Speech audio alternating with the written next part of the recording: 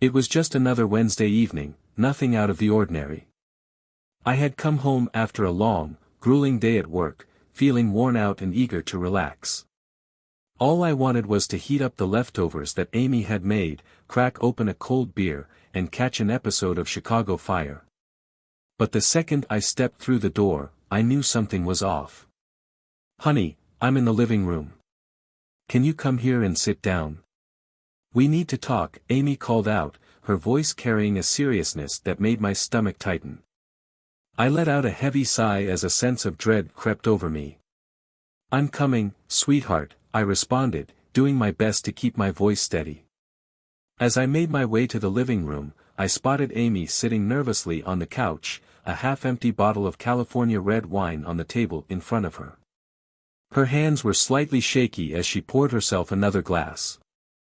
I sank into my usual chair, feeling the exhaustion of the day settling into my bones. "What's going on, Amy?" I asked, trying to keep my composure. She took a deep breath and looked me straight in the eye. "I won't beat around the bush. I've been a loyal wife to you and a dedicated mother to our kids for as long as I can remember. Now that they're grown and out on their own, I feel like my duties here are done." I nodded slowly, unsure of where this conversation was headed. "I understand, you've always been there for us," I acknowledged. She continued, taking another sip of her wine.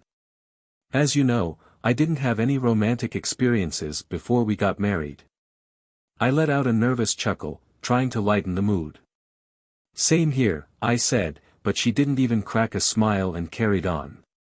"This weekend, I'm going away with a friend." My heart started pounding. "Who is it?" I asked quietly, almost afraid of the answer. "If you really need to know, it's Grant Williamson, your boss." I felt like I'd been hit by a truck. "I think our son's older than he is," I said, disbelief and frustration rising within me. "Don't be ridiculous. He's 30, give me some credit. Besides, I want to see what it's like to be with other men. I know you care about me, and you'll let me do this. After it's done, I'll make things right with you, and we can move forward. Think this through, Amy. If you go ahead with this, our marriage is over," I said, my voice trembling with emotion. "Stop being so melodramatic. You wouldn't end our marriage over something so trivial. Besides, divorce would be too expensive," she shot back, rolling her eyes. "That might be true, but I'm not staying married to a cheating wife," I replied, feeling my anger start to boil over. "Grant's picking me up on Friday evening. I expect you to be polite to him. He's a bit nervous about it, so seeing you're okay with everything will probably help calm him down," she insisted. "You really think I'm going to play host to your boyfriend while you get ready to spend the weekend with him?" I asked, completely floored. "Yes, that's exactly what I expect," she finished, draining her glass. The room fell into a heavy silence. I was flooded with a whirlwind of emotions: anger, betrayal, shock. I stared at Amy, the woman I'd loved for so many years, and it felt like I was looking at a stranger. This revelation had shattered my world, and I knew things would never be the same. The days leading up to Friday felt like walking a tightrope, every step precarious and uncertain. The tension in the house was thick, almost tangible, as if the very walls were anticipating the inevitable clash. Siri and I stuck to our usual routines, barely speaking, and when we did, each word was chosen carefully, like handling something fragile that could shatter at any moment. On Thursday evening, I was half-heartedly washing dishes when Amy walked into the kitchen and started making a grocery list. "Do we need more milk?" she asked, her voice neutral, almost robotic. "Yeah, we're running low," I replied, trying to mirror her detached tone. "And grab some bread while you're at it." We went on like that, ticking off the list, carefully avoiding any real conversation. The unspoken tension between us felt like a coiled spring ready to snap. That night, as we got ready for bed, Amy broke the silence. "Are you really going to make this difficult?" I turned to her, feeling a mix of sadness and frustration. I just don't get how you can act so casual about all this. Do you even care about what this is doing to us?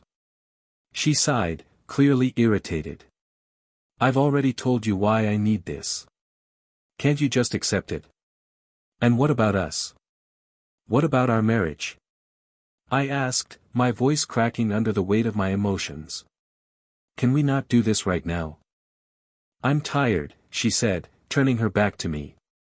I watched her climb into bed, feeling more alone than ever. I couldn't bear the thought of lying next to her, so I decided to sleep in the office that night. The fold-out bed was lumpy and uncomfortable, but it was better than being near her. Friday came way too fast. I spent the day at work in a fog, barely able to concentrate. My co-workers noticed I was out of it, but I brushed off their concerns with a forced smile and a vague excuse about being tired. When I got home, the tension in the air was suffocating. Amy was busy with last-minute preparations, her suitcase packed and sitting by the door. I avoided her, retreating to the office to escape the unbearable strain.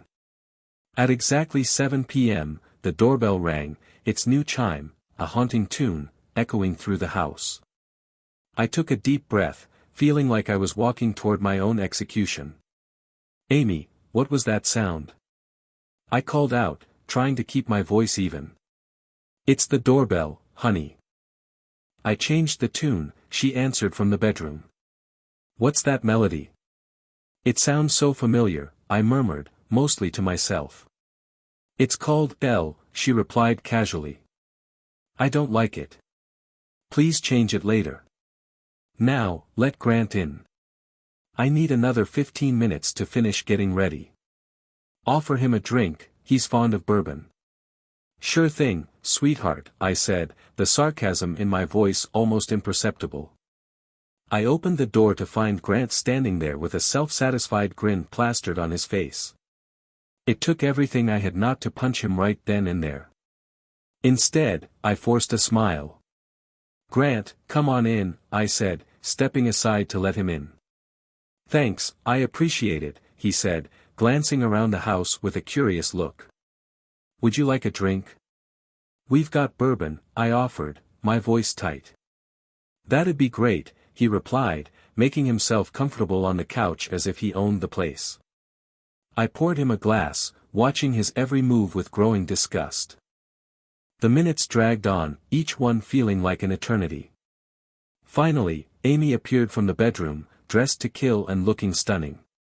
Grant, you're here. Sorry to keep you waiting, she said, planting a kiss on his cheek. No problem, Amy. Thanks for the drink, Grant said, raising his glass in my direction.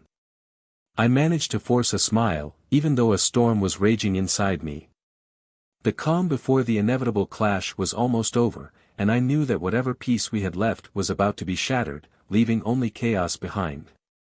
Friday night had finally arrived, and the tension in the house was suffocating. I sat in the living room, my eyes fixed on the clock as each tick seemed to echo like a drumbeat in my head. Amy was still in the bedroom, putting the final touches on her appearance. The doorbell's eerie chime broke the silence, signaling Grant's arrival. I took a deep breath and made my way to the door, my heart pounding in my chest. When I opened it, I was greeted by Grant's self-satisfied grin. It took every ounce of self-control not to knock that grin off his face right then and there. Grant, come on in, I said, forcing a smile that felt more like a grimace. Thanks, I appreciate this, he replied as he stepped inside. I led him into the living room and offered him a seat. Would you like a drink? We've got bourbon. That sounds perfect, thanks, Grant said, settling himself comfortably on the sofa. I poured him a glass, the tension in the room so thick you could cut it with a knife. Here you go, I said, handing him the drink. Cheers, he said, raising his glass. Cheers, I echoed, my voice strained. The minutes dragged on, each one feeling like an eternity, as we sat in silence, the only sound the relentless ticking of the clock. Finally, Amy emerged from the bedroom, looking stunning and ready for her weekend away. Grant, you're here. Sorry for keeping you waiting, she said, kissing him on the cheek. No problem, Amy. Thanks for the drink, he said, raising his glass to me once more. I nodded, feeling my stomach twist. Seeing them together, so comfortable and familiar with each other, was almost more than I could stand. Well, I guess I'll leave you two to it, I said, standing up. But as I walked toward the door, something inside me snapped. I spun around to face Grant, my anger boiling over. You've got some nerve coming here, Grant, I said, my voice shaking with rage. Grant looked startled. Save it, I cut him off, stepping closer. You waltz into my home, drink my bourbon, and think it's fine to take my wife away for the weekend? You must be out of your mind. Please, don't make a scene. A scene? You think this is a scene? I laughed bitterly. You haven't seen anything yet. Without another word, I let all my anger and frustration out in a violent kick to Grant's groin. He doubled over in agony, his glass shattering on the floor as he crumpled forward. I followed up with a punch to his jaw, sending him sprawling onto the porch. He lay there unconscious, a mix of blood and vomit pooling around him. I stood over him, my chest heaving as the red haze of anger began to clear. I looked at Amy, who stood frozen in shock. What have you done? She whispered, her voice trembling with fear. I didn't respond. Instead, I turned and walked back inside, closing the door behind me. I locked it, turning the key twice, and leaned against the door, trying to steady my breathing. Amy, you might want to check outside, I called out loudly through the closed door. There's someone out there with some information for you. A few moments later, I heard a voice outside. Ms. Larson, you've been served. There was a thud behind the door, and I knew Amy had collapsed. The weight of what had just happened hit me like a ton of bricks. I stood there, feeling a strange mix of relief and sorrow. The confrontation was over, but the fallout had just begun. As I made my way back to the living room, it was clear that nothing would ever be the same again. The storm had hit, and now it was time to figure out how to pick up the pieces and move forward. The morning after the confrontation, the house felt unsettlingly quiet. I woke up on the pull-out bed in the office, the uncomfortable mattress doing little to ease the ache in my back or the turmoil in my mind. The events of the previous night kept replaying in my head. I couldn't shake the image of Grant lying unconscious on the porch or the shocked expression on Amy's face. I headed to the kitchen, hoping that a strong cup of coffee might help clear my head. As I poured myself a mug, the front door creaked open. Amy walked in, her eyes red from crying, her clothes rumpled and disheveled. We need to talk, she said, her voice barely audible. I set down my coffee and turned to face her. There's nothing left to discuss, Amy. You made your choice. I never thought things would go this far, she said, tears welling up in her eyes. Well, they did, I replied, doing my best to keep my voice steady. You brought Grant into our home and expected me to just go along with it. What did you think was going to happen? I don't know what I was thinking, she admitted, her voice cracking. I just needed something different, something new. And what about us? What about our marriage? I asked, my frustration seeping through. I thought we could get through this, that it wouldn't mean the end, she said, staring down at the floor.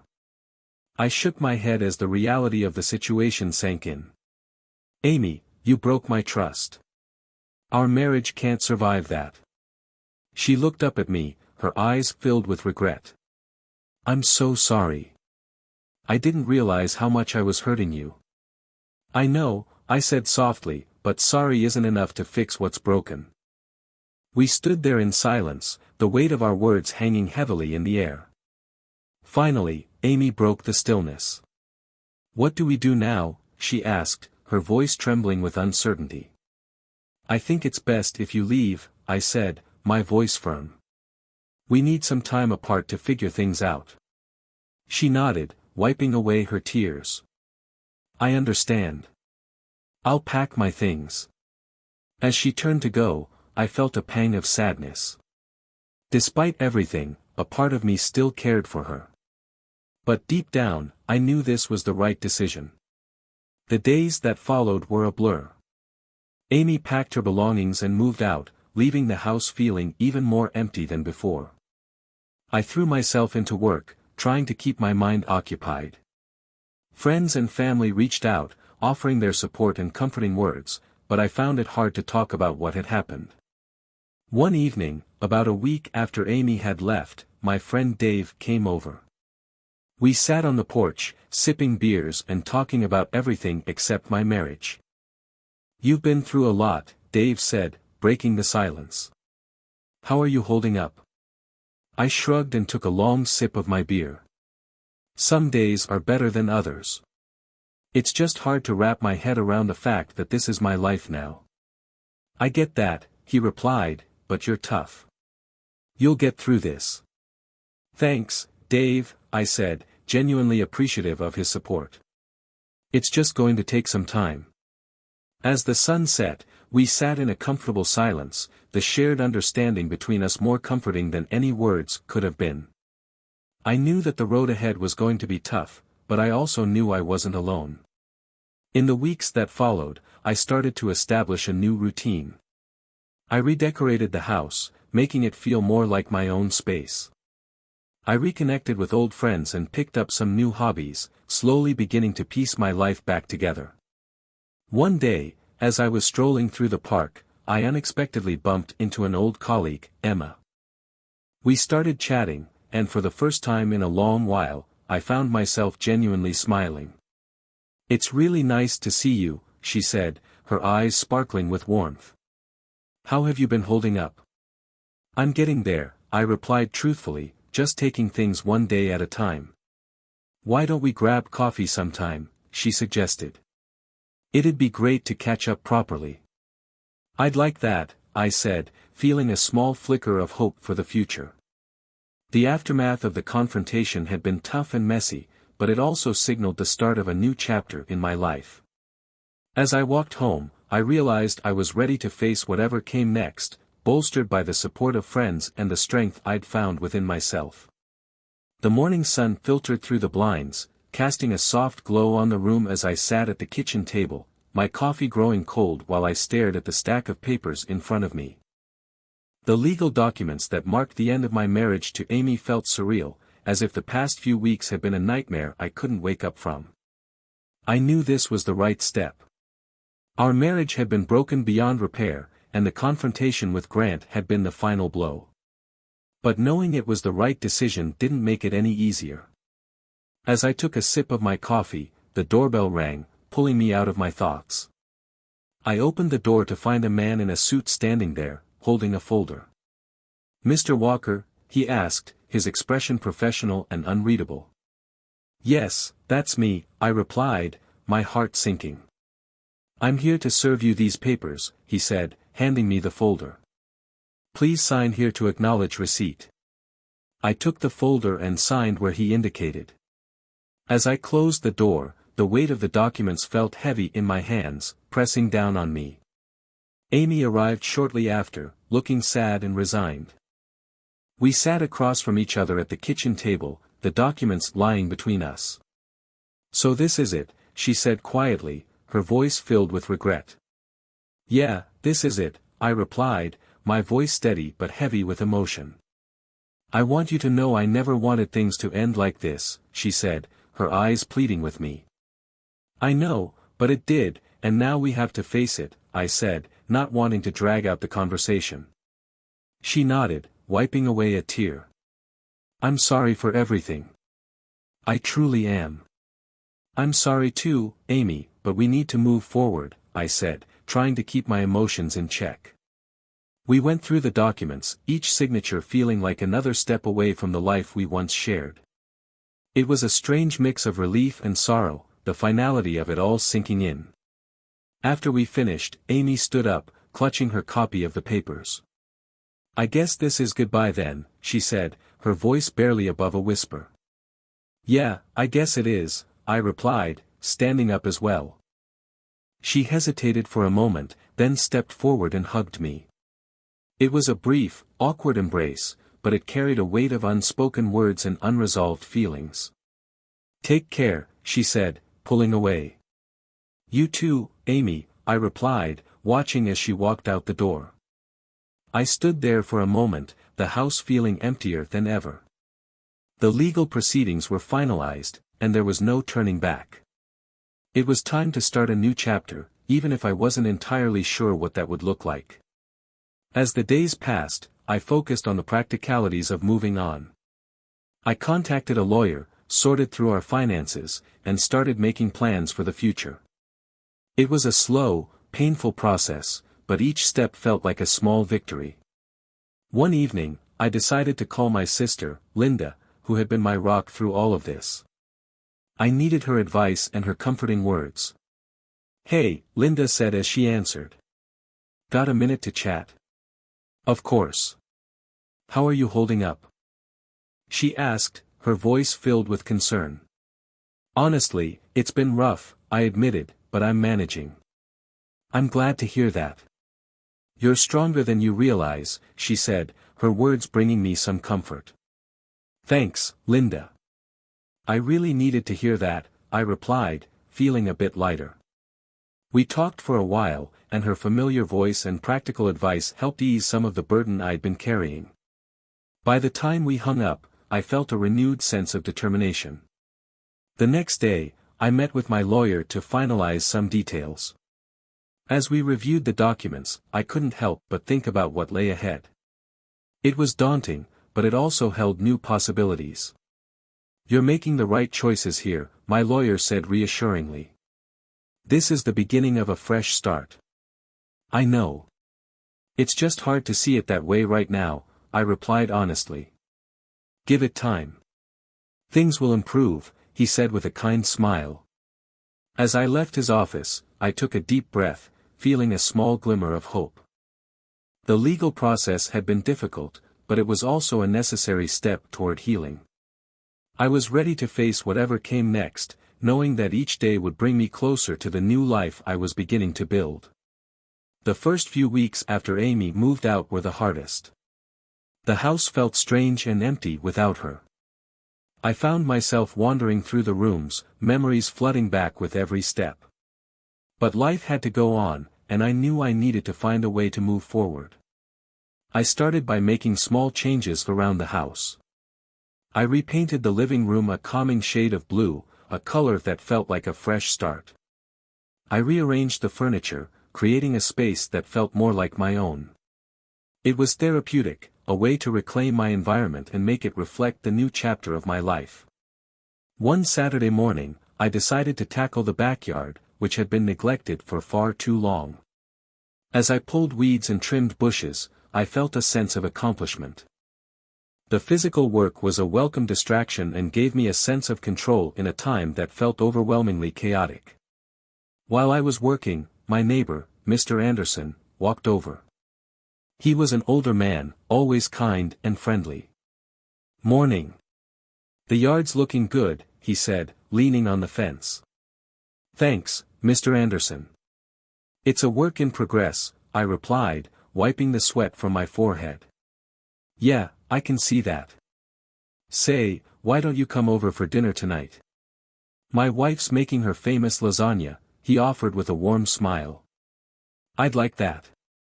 "Thanks, Mr. Anderson," I said, feeling genuinely grateful for the invitation. Dinner at the Andersons was just what I needed. Their home was filled with laughter and warmth, a stark contrast to the emptiness I had been feeling. We talked about everything and nothing, and the easy conversation was a balm to my weary soul. "How are you really doing?" Mrs. Anderson asked gently as we sat around the dinner table. "It's been tough," I admitted, "but I'm trying to take it one day at a time."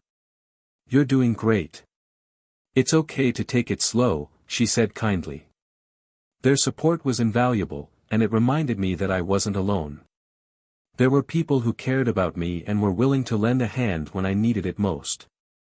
As the weeks turned into months, I began to find new routines and rediscovered old passions. I started going to the gym again, something I had neglected during the turmoil of my marriage. The physical exertion was a release, a way to channel my emotions into something positive. One evening at the gym, I bumped into an old friend, Mike. We hadn't seen each other in years, but it was like no time had passed at all. "Hey. It's been forever. How've you been?" Mike asked, his face lighting up with a grin. "Hey, Mike. Well, it's been a rough patch, but I'm getting through it," I replied honestly. "Yeah, I heard about everything. I'm really sorry, man. But listen, if you ever want to hang out or just need someone to talk to, I'm here," he said, clapping a hand on my shoulder. "Thanks, Mike. I really appreciate that," I said, feeling a wave of gratitude wash over me. We started meeting up regularly, grabbing coffee or catching a movie now and then. It felt good to reconnect, to have someone who understood and could offer a break from the weight of my thoughts. One afternoon, as we sat in a cafe, Mike brought up an idea. "Hey, have you ever thought about trying something new? Like picking up a new hobby or taking a class," he suggested. "I'm not sure. What do you have in mind?" I asked, intrigued. "There's this cooking class I've been thinking about. It might be fun and a good way to meet new people," he said, his eyes bright with enthusiasm. "You know what? That actually sounds like a great idea," I said, feeling a spark of excitement I hadn't felt in a while. The cooking class turned out to be a fantastic decision. It brought together people from all walks of life, each with their own reasons for being there. We laughed, learned, and shared stories over simmering pots and chopping boards. One evening, as we were cleaning up after class, I found myself chatting with Emma, a fellow classmate. "You've got a real talent for this," she said, nodding toward the pasta I had just made. "Thanks, Emma. I'm really enjoying it," I replied with a smile. "Me too. It's nice to try something different, isn't it?" she said, her eyes twinkling with a mix of joy and curiosity. "Yeah, it really is," I agreed, feeling a genuine connection. As I walked home that night, I felt lighter than I had in months. Moving on wasn't easy, but with the support of friends, both old and new, and the courage to embrace new experiences, I was starting to see a brighter future. The pain of the past was still there, but it no longer defined me. I was finding my way, one step at a time, and that was enough. Months had passed since Amy left, and life had started to settle into a new rhythm. The house, once filled with tension and uncertainty, now felt like a sanctuary. I had repainted the walls, rearranged the furniture, and filled the space with things that brought me joy. It finally felt like my own place, a reflection of the new chapter in my life. One sunny Saturday morning, I decided to visit the farmers' market downtown. It was something Amy and I used to do together, but this time I went alone, ready to create new memories. As I wandered through the stalls, the vibrant colors and lively atmosphere lifted my spirits. I picked up some fresh vegetables, a loaf of artisan bread, and a jar of homemade jam. It felt good to indulge in these small pleasures. "Hey, is that you?" a familiar voice called out. I turned around to see Emma, my friend from cooking class, smiling warmly at me. "Emma. What a pleasant surprise. How are you?" I replied, genuinely happy to see her. "I'm great, just picking up some fresh produce for the week." "How about you?" she asked, her eyes sparkling with that same enthusiasm I remembered from class. "Same here. It's a perfect day for it," I said, holding up my bag of goodies with a smile. "Hey, why don't we grab a coffee and catch up?" Emma suggested. "Sounds perfect," I agreed. We found a cozy cafe nearby and settled into a corner table. The rich aroma of freshly brewed coffee filled the air, and the gentle hum of conversations around us created a comforting atmosphere. "So, how have you really been?" Emma asked, her expression sincere. "I've been doing well. It's been a journey, but I'm finding my way," I replied honestly. "I'm glad to hear that. You seem lighter and more at peace, she said, looking directly into my eyes. I think I am. It's taken time, but I'm finally starting to see the positives in this new beginning, I said, taking a sip of my coffee. Emma smiled warmly. That's wonderful. You deserve happiness. Thank you, Emma. That means a lot, I said, feeling a warmth spread through me that I hadn't felt in a long time. As we chatted, I realized how much I enjoyed her company. She was kind, understanding, and had a way of making me feel completely at ease. When we finally parted ways, I left with a sense of anticipation for what the future might hold. Back at home, I decided to try out a new recipe from our cooking class. The kitchen, once filled with shared memories, was now becoming a place where I could create new ones. I chopped vegetables, simmered sauces, and lost myself in the process. Later that evening, as I sat down to enjoy the homemade meal, I felt a deep sense of contentment. The house was quiet, but it was a peaceful quiet, filled with the promise of new beginnings. The following week, I received a call from my lawyer. Hi, I just wanted to let you know that everything is finalized. The divorce is official, he said. Thanks for letting me know, I replied, feeling a mix of emotions wash over me. How are you feeling about it? He asked, his tone filled with concern. I'm okay. Honestly, it's a relief. I'm ready to move on, I said, realizing it was the truth. That's good to hear. If you need anything, don't hesitate to reach out, he said. I appreciate that. Thanks for everything, I said before hanging up. I sat there for a moment, letting the reality of it all sink in. It was over, and with it, a significant chapter of my life had come to a close. But in its place, a new chapter was beginning, one filled with hope and possibilities. A few days later, I received a text from Emma. Hey, a few of us from the cooking class are getting together this weekend for a potluck. We'd love for you to join us. I smiled, feeling a spark of excitement. Count me in, I replied. The potluck was a joyful event. We laughed, shared stories, and enjoyed each other's cooking. It reminded me of the beauty of community and the power of new connections. As the evening wound down, Emma and I found ourselves alone on the porch, the cool night air gently swirling around us. I'm really glad you came tonight, she said softly. Me too, Emma. This has been one of the best nights I've had in a long time, I admitted, feeling a sense of peace. Here's to many more, she said, raising her glass with a smile. To new beginnings, I said, clinking my glass with hers. As we gazed up at the starry sky, I felt a deep sense of peace. The journey had been tough, but it had led me to this moment, one filled with new beginnings, hope, friendship, and the promise of a brighter future. Moving on wasn't just about leaving the past behind, it was about embracing the present and looking forward to what lies ahead. For the first time in a long while, I felt truly excited about what was to come. Now, let me share a bit about my own journey. I'm a 32-year-old woman, and I've been with my boyfriend since 2022. We met through mutual friends, and we felt a strong connection right from the start. I was previously married in 2016 through an arranged marriage, but that relationship quickly turned into a nightmare. My husband was an alcoholic, abusive, and violent. Coming from a conservative family, I tried my best to make the marriage work, but when the abuse became frequent and I started fearing for my life, I knew I had to get out. I made the difficult decision to file for divorce. In my country, divorce is not only frowned upon, but the legal process is also long and arduous. In 2022, I met my ex, let's call him John.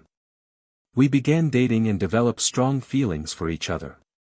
At first, John didn't know much about my past. I told him I had been in an abusive relationship, but I wasn't ready to share the full truth that I was divorced. When I finally felt comfortable enough to open up about it, John didn't take the news well. He had a strong reaction, and we stopped talking for a week. It was a painful time, but eventually, he apologized, and we got back on track, at least, that's what I thought. Even though we don't live together, we spend a lot of time together since we're in the same city. Recently, his family started asking about marriage and even suggested some potential matches for him. John told me he had talked about me to his family and assured me that everything would be fine. But just a few days ago, while we were spending a weekend together, the topic of marriage came up again. That's when he confessed something that shattered my heart: he had cheated on me during our fights. He blamed me for not giving him enough sex, for lying about my past, or for other reasons like wanting to check if everything was working properly or not finding me attractive enough. I was devastated. I had trusted him with my vulnerabilities, knowing full well how much my past abuse had scarred me. I couldn't understand why he chose to cheat instead of simply breaking up with me if he no longer wanted to be with me.